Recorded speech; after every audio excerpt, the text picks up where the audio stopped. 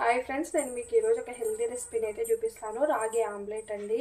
నేను ఇట్లాంటి కాఫీ కప్పుతో ఒక కప్పు రాగి పిండి అయితే తీసుకున్నాను.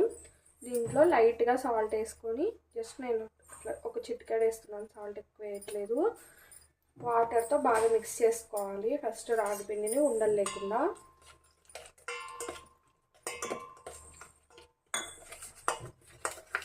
సరే కదా, ఇట్లా దోశ పిండి కన్సిస్టెన్సీలో కలుపుకోవాలి ఉండలు లేకుండా నీట్గా. దీంట్లోకి నేను ఆనియన్, పచ్చిమిర్చి, సన్నగా కట్ చేసుకున్న కరివేపాకుని అయితే యాడ్ చేస్తున్నాను.